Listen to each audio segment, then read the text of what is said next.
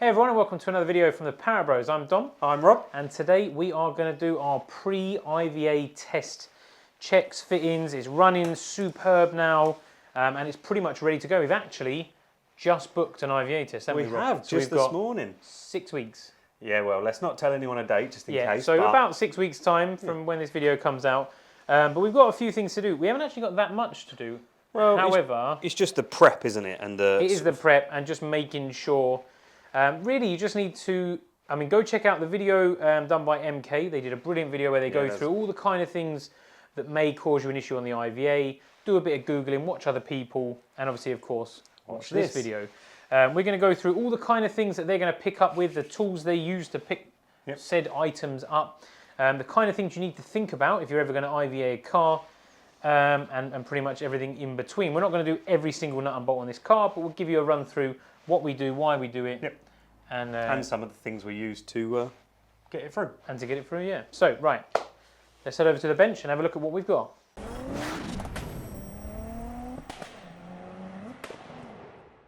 Go on then, Rob, talk us through some of the stuff we've got here. So, your first thing first, at the front, you're going to need nut caps. Because basically what they use is a 100mm round ball or sphere, and if you can touch that ball on a sharp edge, then it's going to fail the radius checks, unless you have a 2.5mm radius. So obviously nuts, they're a 6-sided hexagon, so you put a nut cover on, and then that gives you that 2.5mm radius. And the thread, isn't it? And the thread, yeah, anything like that. We've also got on your nose cone, your indicators need to be within 400mm of the outside edge. So we have these nice little indicator extensions that MK supply. So they go out. Are they going to stay on afterwards, Rob? Yeah, they got to, haven't they? Nah, they will. They'll stay on. They're nice. That's why they're carbon wrapped. We've got a angled bracket for the front number plate because obviously it needs to be at the furthest, most forward point and facing vertical, like flat. So that's like a little angle bracket that goes on the nose cone. Where you get into the car and out of the car, you've got the chassis rails with the fiberglass tub that comes over. Obviously, that can be classed as a sharp edge. MK supply these nice powder coated trims, and then for the arch, you can use some what's this called? Grommet strip. Yeah, grommet strip, U-channel, and that's quite good. Another option is if you can or you know someone, we got some carbon ones made. And that is a one piece, and that goes on, covers all radius checks, got 2.5mm radiuses. Okay. And that looks like fantastic. And what are the MK ones made out of? So these are aluminium, powder coated black. These are obviously lightweight carbon fibre. And they look a bit snazzy. They look a bit snazzy, they're like a one-off piece, and I'm not going to tell you who it is because he said he ain't going to make any more because they took so long. But yeah, nice one. What else have we got on the bench? We've got a crash pad for the steering wheel. Obviously, if you hit your head, I think you're going to have bigger issues because obviously your 4-point harnesses, I think you'd be a bit worried, but a little crash pad, it's more for like radiuses and stuff. We've got obviously your chassis number, so it has to be in 2 places. One stamped on your chassis, which is on the front chassis leg, on ours. Yours might be different. And then a chassis plate that goes on the bulkhead. Right-hand side, of the so from the centre of your car to the right-hand side, driver's side, under the bonnet. We've got an immobiliser. So you have to have 2 forms of immobilisation, whether that be a mechanical or electronical. I'm assuming the first one is the key. Or does it have to be it doesn't have to be a key. Okay, so it can that's be a button or a kill switch. It has to be 2 forms. No, not a kill switch. Oh, okay. Kill switch isn't okay. It's not a proof. I suppose, yeah. So ours is immobilisation, and when we turn this on, it cuts fuel, it cuts crank, and it cuts camshaft sensor. Oh, I see what you mean. 2 forms. I'm with you. Yeah, 2 forms. Okay. Or you could have a steering lock. Yep. And a crank sensor, or like a starter motor or fuel, so it stops it running. So 2 forms. Ours does 3, and that's an electronical one. Yours could be mechanical and. And how is ours done, Rob? Ours is done on a button. From this fob. Yeah, but it's on the body control unit. Supplied by. Yeah, supplied by Simtech. They've done an amazing job. There we go. So Body Logic, they did the full loom, the body control unit with all the wireless steering buttons and all that. Rob's getting out of touch here. And we'll come back onto that later. Well, I was going to come onto that later when we do the steering wheel and stuff. But yeah, that's the immobiliser. Obviously cable ties to cable tie anything up. Make sure it's all sort of fixed and that. And then this invention, borrowed off of MB Special, cable tie gun. Cuts them cleanly, perfectly flat. No sort of sharp edge. So that is... Works on plastic as well? It is full plastic. Oh, it's full plastic? Yeah. Lovely. Yeah, so it's... I don't know if I can show you one or not. What have we got that I can put it around? No idea. We'll come back to that. We'll come find back to something to that. cable tie and then Rob can show you. But yeah, so it literally cuts it flat. We've actually got to do some cable tying, so I'll show you on the car. So it just, you know when you cut a cable tie and it still has that little bit sticking out? Yeah. This cuts it like flush with the metal plastic. Oh, lovely. Or the edge of the plastic. Right, should we move on to doing a bit then? Well, yeah, there's a few other things. We'll just pan over here and I'll show you. I'm sure you won't forget about these. Down in the brake reservoir area, you have to have a sticker that says .4. And that's the fluid that you're... Yeah, you can't really see it, but that's that yellow dot right in the middle there, Just down there. You have to have that for IVA. And also in the footwell, if you run a brake bias bar, there has to be one that says it's like locked off, and that has to be stuck in the footwell. Maybe show them that. Yeah. I remember fitting it. And I did put a pop rivet for it because... Right, let's turn the ISO up. That sticker there between the two pedals at the back. That's the one. There we go. Lovely. While we're in the cockpit, should we talk a little bit about it? Yeah, go on then. So obviously you're thinking about radius checks and stuff like that. We're talking about this cover here. That's what we've used. So we're on about the inner edge, You've got that sharp edge all along there. So obviously we've got our one piece that goes on there. You have to have your seats. If they're a fiberglass carbon fibre seat, you have to have U-channel on that. Yep. To protect the edge. Obviously we've got 4-point harnesses, all have to be all right and made fit for purpose. Yep. Obviously centre tunnel, ours has the radius edge because it's a carbon fibre one. Yep. You can't use just a piece of sheet metal and sheet metal. It has to be trimmed. I mean, radius edges go down to literally everything, don't they? So anything you can hit. So it could be the edges here. Yep. It could be anything that's on here. Yep. Absolutely. And Round the gear gate out of the within lock. the steering wheel, there is a set radius. That because you can't physically get on the inside of it, can you? So there is a set radius around your steering wheel, but obviously I don't know that, but look at the IVA manual. Gear knobs, gaiters, anywhere you cut through. Even down to things like this. Yes. The wing mirror. So normally, mirror, most people use the stick-on. I still need to do a bit of work on this, but these we have filed down every edge. So you've got a 2.5mm radius. The only thing I need to do, which you'll probably see, I need to change. Bad boys. Well, I need to change them. So that's a flat one. Yeah. I need to change that to a dome head, and I need to change that to a dome head. Okay. But other than that, that will pass IVA because we made some certain brackets and we've used like dome head nuts. So that should pass IVA totally okay. Cool. And obviously the bonnet will be on, so that doesn't count. Yep, bonnet will be on. There's nothing on that. And I mean, we talk radiuses. We're talking even down to like your wheel arch in case you hit someone, isn't it? Yes, basically. This is the whole reason for doing it. Is if someone was to come into contact with your car, it's not. They won't get a paper cut on the edge of your wheel arch. So this is why we put the trim on. We'll start here then. So this is one we've done already, and this. Dom will show you a second on the other one. This has this U-channel that goes all the way around and it gives it a radius, no sharp edge. Whereas on this one, you can hear that. It's got that sharp edge, whereas this one has this nice... It's got that fixed And to be honest, it doesn't look horrendous, does it? That? No, it actually looks all right. It blends in quite well. And this one is really grippy, so it's not falling off at all. Yeah, do you want to show some of the nuts then that you could so looking at harm yourself on? If you imagine a 100mm ball, if you can touch a nut, then it needs to be covered. So if you go down here, you'll probably touch this nut. If you'll come through here, you can probably touch this nut, so they'll have to be covered. Obviously, anywhere in the wheel well, you're sort of within this wheel. I don't think you need it because it's within it. So we might cover these ones just for like security, just to be safe. Yeah. But obviously, if you're going to touch 100mm here, it's going to hit on here or somewhere else first. Yeah. It's a shame we haven't got a 4-inch ball really to show. Yeah, we should have got like a ball cock or something. But yeah. Sure, we can find something in a minute to improve. Obviously, loose cables and stuff. When you talk about brake lines, they're not allowed to touch anything. Makes sense. Because it'll rub otherwise. So when you go lock to lock, they can't touch anything. And we've made this bracket, which is obviously IVA approved because it's got 2.5mm radiuses all around, and this just holds it in place. Otherwise, they just fleck around a bit. Yeah. Obviously, you don't have to do that. If we just show you a quick little lock, nothing touches. Yeah.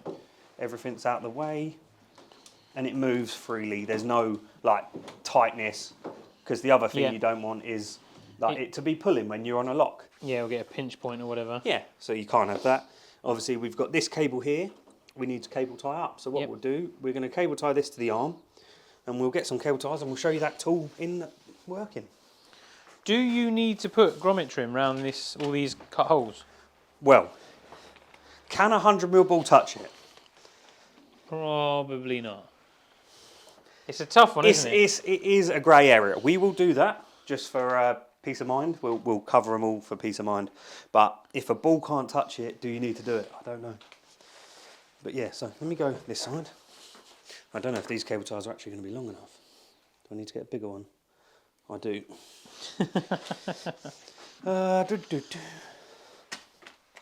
There we go. Here's some I prepared earlier. Yeah.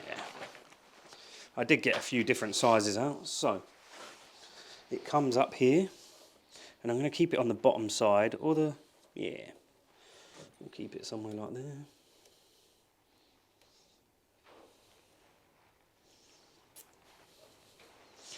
That's there like that. Go on then, show us this snazzy gun. So it's got an adjustment, and these are quite small cable ties, so I'll loosen it off a little bit.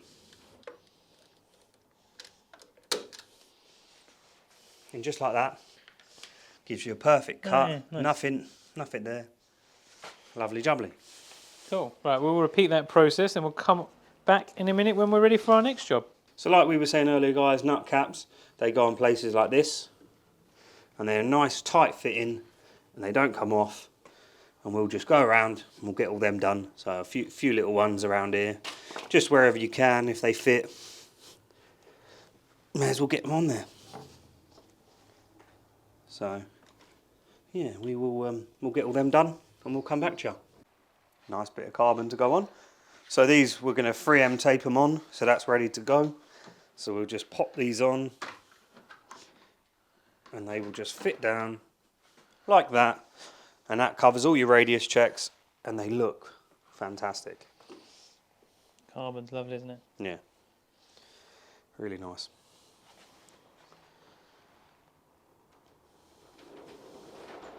What's next, Rob? Next thing we're going to be fitting is the chassis plate. So that we are going to put right here. Obviously from the centre line anywhere right, this looks like the best place to put it. You could put it there or somewhere, but we quite like ours.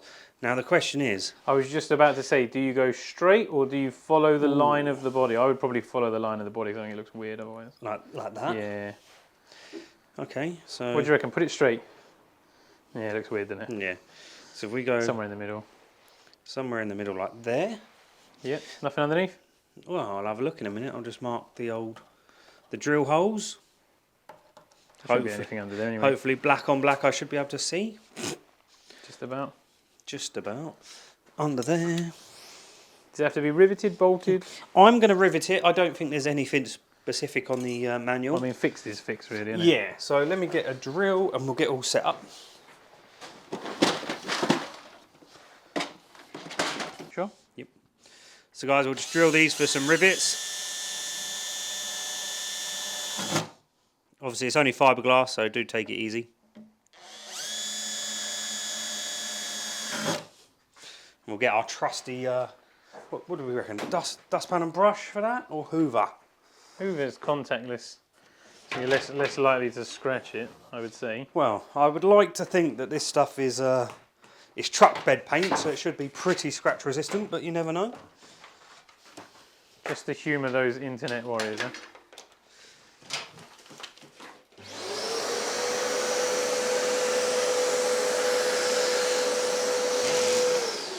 Makes a nicer job, doesn't it?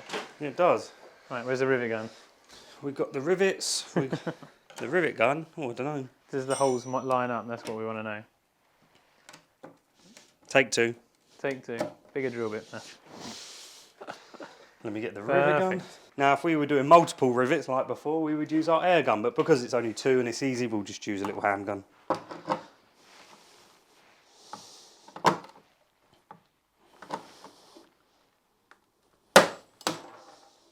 There's one I had earlier. One down, one to go.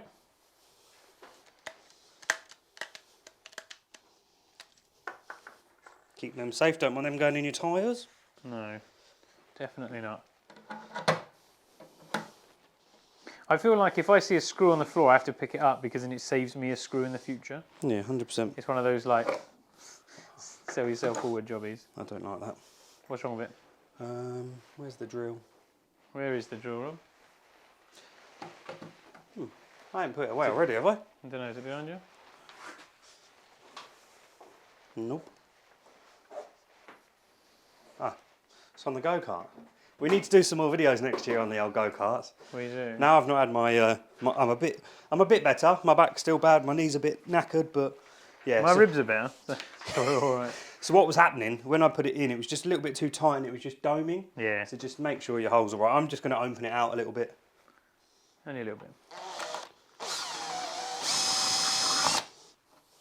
Oh, he's going to blow it then. I see him filling his cheeks with...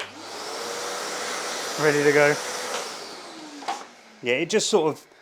It just domed it, and I want it nice and flat, so there we go. That's much nicer. So we'll get this one done. And you've officially named the car. I'm joking. And then, so that one should match what is stamped just there.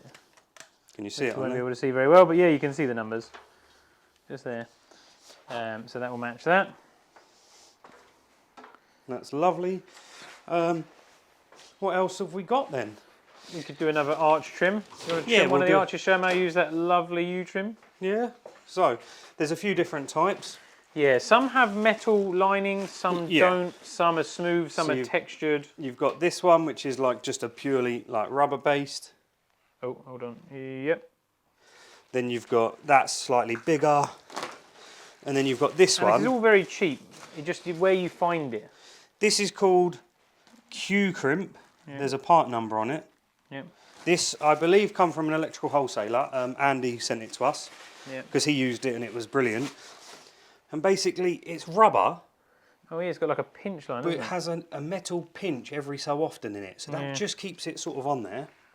Yeah, because the other one does tend to want to come off. And you want ones that you don't have to glue on, because in case it starts to come off and all that jazz. So this should hold itself on. It's not the easiest to do, because this one's metal, it's quite tight. But obviously it means it's good, because it does stay on.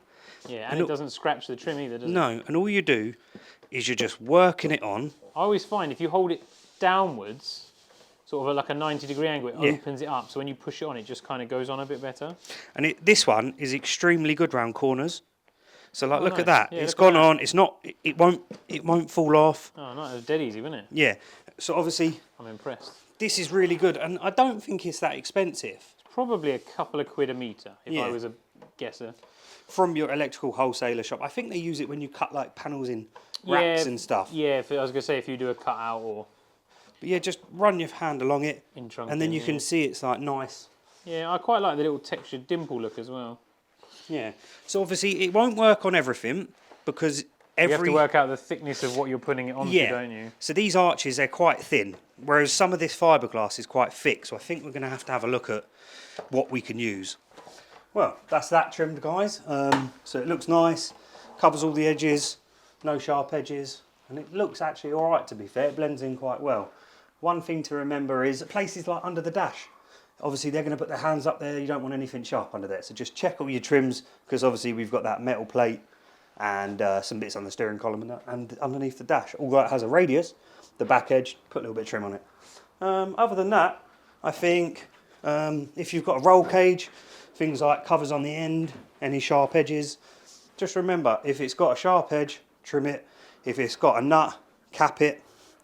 And yeah, obviously the bonnet and the nose cone, your mesh, if it has to be a certain mesh, you can get IVA mesh. We've got the plastic one, which is IVA compatible. What else? Stuff like your fog lights, they have to be like new cars. You turn your lights on, you can turn the fog light on. You turn your lights off, the fog light goes off, it doesn't come back on. Remember stuff like that. But it's all in the IVA manual and obviously the MK video. Give that a watch because it is very good, very in-depth of everything. Like headlight heights, that's in a manual. We can't show you that because we need to put the nose cone on first. Wing mirror angles and heights. Obviously your best thing is to get in the car and get someone do it, and you can just check your angles. But yeah, what else is there? Just a rear plate, I reckon. Yeah, so we're going to Velcro it on because then we can take it off.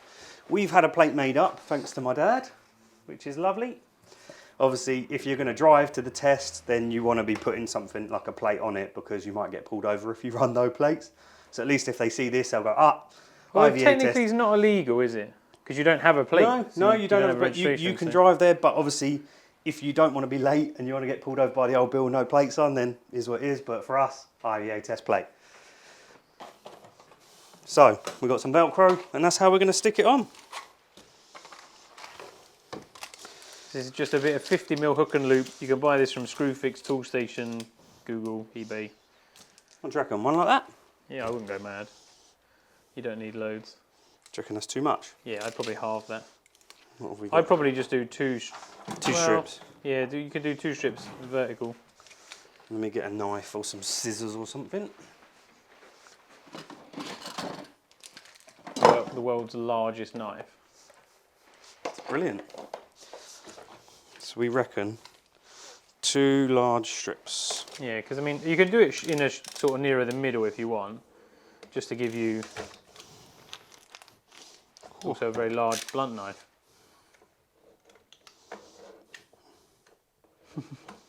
We'll come back to you in a minute. You got any suss there, Rob? I reckon about there, somewhere like that. Obviously, your number plate light, so let's get it peeled off. And the mad thing is, I mean, you don't actually have to do this, so No. you don't need to fit any plates at all, not even the front plate bracket. No, as long as there's somewhere to put your number plate, And there's a rear light, and there's a light that's going to light your number plate, then happy days. So we want to go somewhere like there. The beauty of Velcro is you can always adjust it anyway. I reckon. You buy a decent quality one, you'll be all right. Well, I think this is from Hobbycraft, so I don't know how good it is. Questionable. We'll find out when we get there. If it's still on. It looks so weird with a number plate. I'm so used to looking at it without a plate. So clean, and now it's not. There we go. Look at that, there. Ready to, Solid. ready to rock. If we turn the light on, we should be able to see that light come on the old number plate. Go on then.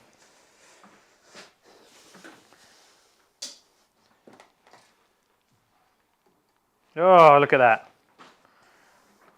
Splendid. There we go. Beautiful. IVA test ready. Yay. One thing, we'll have a quick look just at the steering wheel. Oh yeah, we got here, Rob. This looks a bit different to last time. So that's the easiest way to get in. Obviously, we've got your like side lights and stuff, and then when you put your dip beam on, you have to have the light come on. Yep. Obviously, we've got electronic handbrake. You'd have a handbrake. Yep. But when you put your handbrake on, the light has to come on Yep. to show your handbrake's on. Obviously, you've got a flash. So when you flash, Yep. it flashes. Indicators. Now, this is the clever thing with SimTech. Obviously, if you go for like a steering wheel like this after IVA, or you lose your clock spring because you've got like a quick release, you can indicate. You press once, and it does like your sort of pass flash. Yeah. Press and hold it for a second, and it will stay on until you press it again. Okay. Which is Very quite clever. Obviously, we said earlier, turn your lights on. Oh, it's foggy. You turn your fog light on, it comes on. If you turn your lights off and you turn your lights back on, the fog light doesn't come back on. That's another inbuilt thing from SimTech that's IVA compatible. If not, you can buy like a little module. Yep. Because the MX-5 obviously doesn't work like that. It's just a momentary switch. Talk me through the 2 things at the back behind the steering wheel. So these little gauges. So what we've got. Oh yeah, we'll actually do a video. Do a separate video. But We'll do a separate video on this, but it's a CAN check gauge. It goes onto my ECU. You can fit them into any car. They will go on your standard MX-5, but this has CAN bus, has every bit of information that the ECU has, but I can see it here. And the main 2 I'm looking for is oil temperature, oil pressure, because of what happened before. Yep. This one is just a GPS speedo. So it's GPS, it's in my eye line. Obviously, I don't want to be looking over here. I want to be looking straight ahead. So we made that. Just as a sort of quick reference. Yeah, just quick reference. It's quite reliable. £25 on eBay. Looks all right. Job's a good one. But yeah, it's there we have it. That is the car ready to go. So I hope that's been helpful, guys, with all the things that the IVA have to do. Don't forget to go and check out the MK video because they go into a lot more depth than we have. We've just sort of like brisked through it. But obviously any questions, feel free to ask. We don't know everything, but I'm sure we can help you with most things. But yeah, thanks for watching and we'll catch you on the next one when we look at the CAN check gauge. Bye for now.